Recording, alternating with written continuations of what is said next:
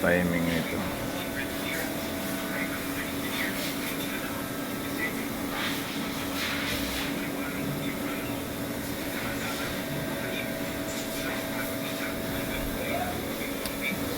Bali, ito ang pinaka-timing niya.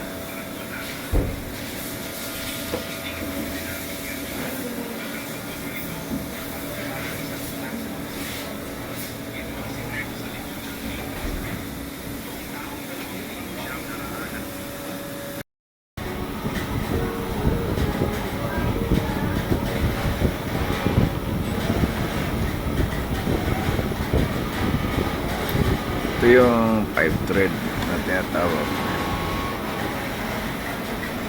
versus XC32.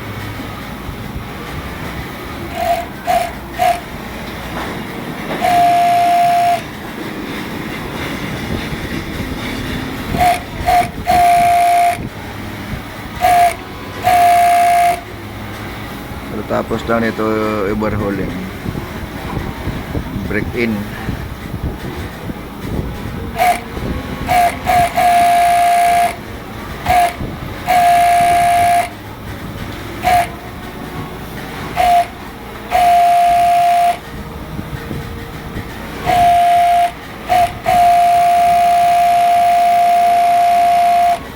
Okay naman yung pump ng isa. Bakas ng oil pump niya eh. Kailangan gumagana yan eh. Ay, Kuya Randy. Kuya Randy, sabihan na lang din po si Kuya Arnold na yung aso po ay wag po nang papakawalan kasi may mga nilagay po na panglason sa daga. Yari. Hindi naman tayo ngayon. Aso? So, iba naman pakain sa daga eh. Kumakain bang fish yung ano? Parang fish na yun eh. Hindi na ako naglagay ng mga nila, di ba? Tama ka ba? Hindi naman kaya ng pusa.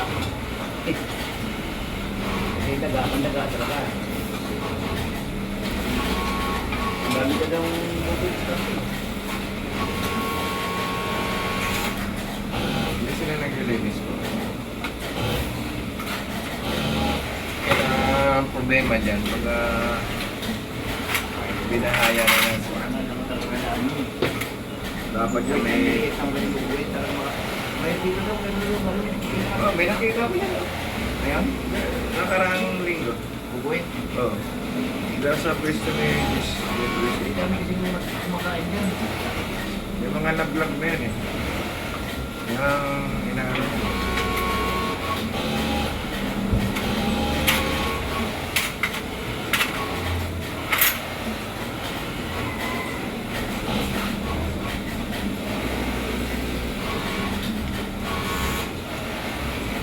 Kulang yung marami.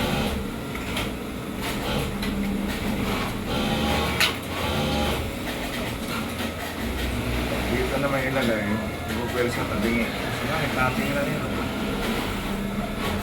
Hanggang dito mismo. Yung banda rito. Yung dito. Kaya may luto dito. Ito na pala luto rin.